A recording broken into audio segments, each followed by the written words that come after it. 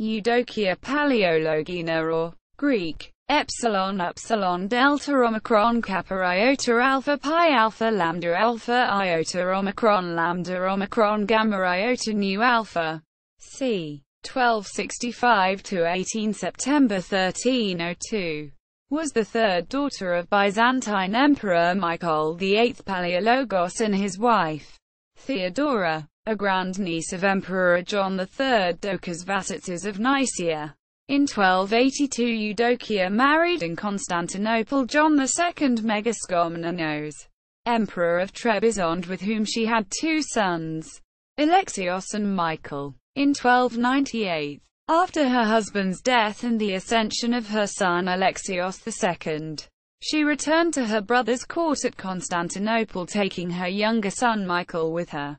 Andronikos II Palaiologos received his sister, planning to use her to seal a diplomatic settlement with Stefan Uroš II Milutin, king of Serbia, the hand of Eudokia in return for a negotiated peace. King Stefan was agreeable to this proposal, for one of his three wives had recently died. But nothing that Andronikos could do would influence his sister to entertain the prospect of life with a lecherous barbarian in the wilds of Serbia. Writes Donald M. Nicol. King Stephen was forced to settle for Andronikos' daughter, Simonida, by his second wife, Irene of Montferrat.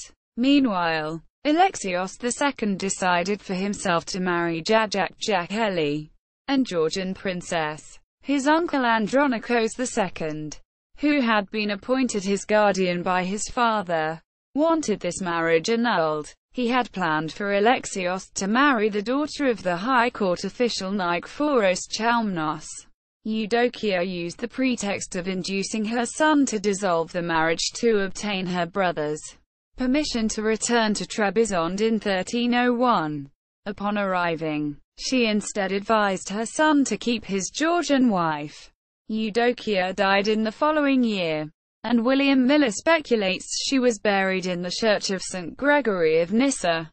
Anthony Breyer has proposed that a Eudokia, who became a nun by the monastic name Euphemia, mentioned in a painted inscription recorded by Fulmerea from the Panagia Theoskopastos Church, may have been Eudokia Palaiologina.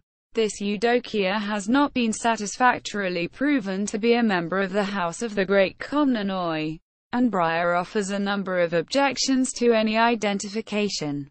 He notes that there is a strong independent local 19th-century tradition that Eudokia founded the Church of St. Gregory of Nyssa before her death.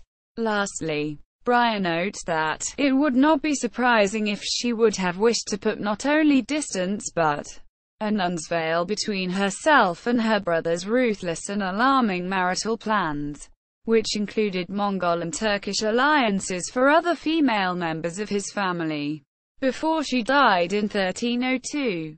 Quote, Her Profile in Medieval Lands by Charles Corley.